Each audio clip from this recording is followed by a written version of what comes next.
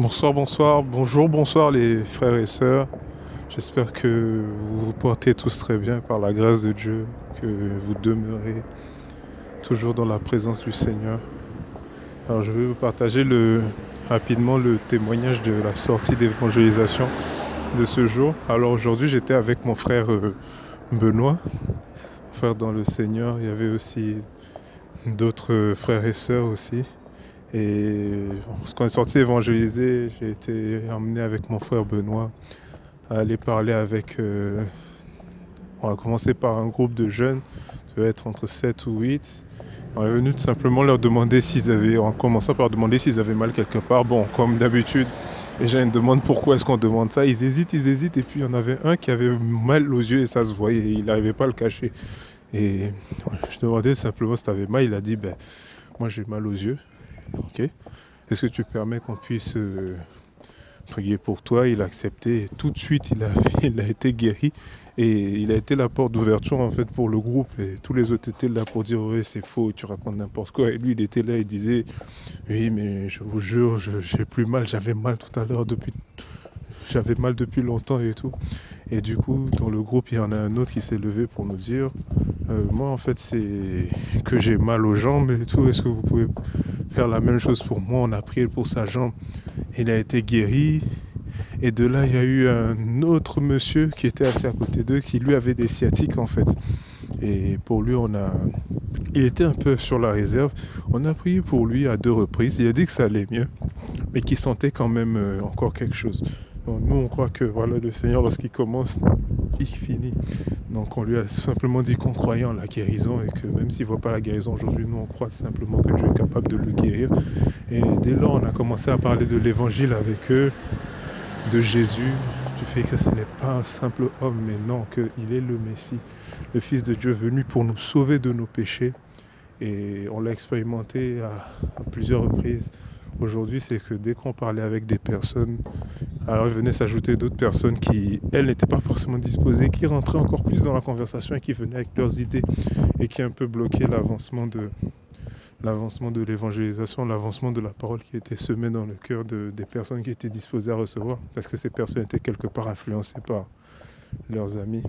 Et après ce groupe, on est tout simplement allé vers des personnes avec qui on n'a pas prié spécialement pour une guérison. On a parlé, échangé de l'évangile avec deux sœurs, deux filles qui étaient, en fait, qui nous ont avoué qu'elles avaient été mises au dehors par leurs parents et qu'en ce moment elles étaient grosso modo dehors, essayer de dormir chez les amis.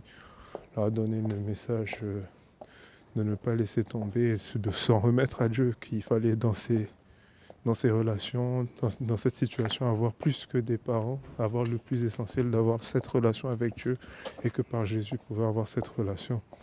Et voilà, après ces deux sœurs et qui nous ont quittés parce qu'à un moment donné, le copain de l'une d'entre elles est arrivé, qu'il les pressait, il était vraiment pas disposé. Il ne nous a pas parlé pendant une seule seconde, alors qu'on parlait avec les filles pendant au moins une dizaine de minutes. Lui ne nous a pas du tout adressé la parole, c'est comme si on n'existait pas. Et après cela, on est allé vers... juste à côté, il y avait un monsieur espagnol, un jeune homme, et qui parlait quand même français, qui comprenait ce qu'on disait, qui nous a dit qu'il n'avait pas besoin de guérison, mais qu'il avait un peu des luttes avec la cigarette. Alors on lui a demandé si on priait pour ça. Il nous a dit non. Et il nous a confié quand même qu'il allait à une église protestante à Paris. Et dès lors, on s'est intéressé à savoir s'il s'était baptisé d'eau. Il nous a dit non. Et s'il était baptisé du Saint-Esprit, il nous a répondu non aussi. Donc ce qu'on lui a proposé, s'il le voulait, c'était de prier pour qu'il reçoive le Saint-Esprit. On a prié pour que Dieu puisse le toucher. Mais on n'a pas eu le sentiment qu'il avait été baptisé du Saint-Esprit. Quoi qu'il en soit, gloire à Dieu. On a prié pour lui pour qu'il puisse rencontrer le Seigneur. On lui a prié aussi pour qu'il puisse trouver le chemin du salut, de la repentance.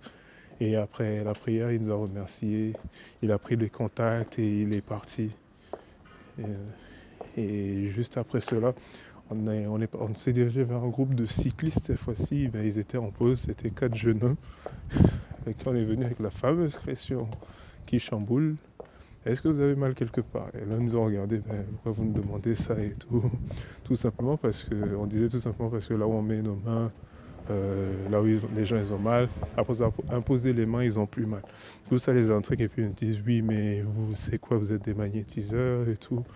On dit, ben, est-ce que vous voulez essayer? On vous dira ce qui s'est passé après si vous voulez bien.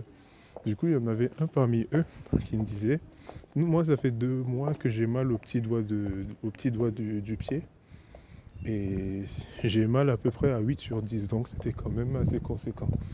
Et mon frère Benoît a prié pour lui en fait, et dès le premier coup, il n'avait plus du tout de douleur, et ça a été l'ouverture parce que sur les 4, finalement, 2 autres aussi avaient des douleurs. Il y avait un qui avait une douleur au niveau des jambes. On a prié pour les jambes. Mon frère Benoît a prié pour ses jambes, il a été guéri. A prié pour ses mains, il a été guéri. Et le troisième avait, je pense, si je me rappelle bien, mal au dos. Prié pour lui et lui aussi a été guéri. Et pendant qu'on parlait à ces 4 cyclistes, il y a un jeune homme qui est venu, qui écoutait la discussion sur le côté, qui prenait le vent, la discussion dans le vent en fait, et qui regardait avec intérêt. Et du coup, je lui ai demandé s'il avait mal quelque part. Il me dit, ben oui, moi j'ai mal au genou. Est-ce que tu veux qu'on prie pour toi? Il me dit non au départ.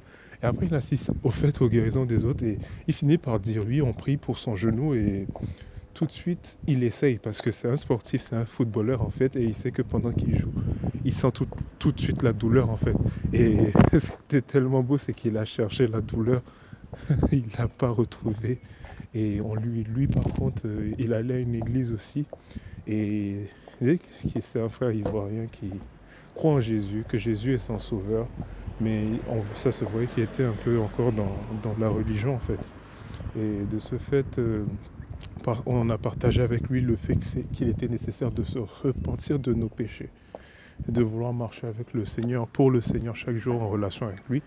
Le fait de se baptiser d'eau et le fait de recevoir le Saint-Esprit. Il n'avait jamais entendu parler du Saint-Esprit, du parler en langue. On lui a parlé de ça, on lui a même proposé de prier pour ça et là il nous a dit non et on lui a quand même encouragé à le demander au Seigneur une fois rentré chez lui lorsqu'il aurait ses propres temps de prière. Et voilà, Dieu fait des grandes choses. Aujourd'hui on était à République.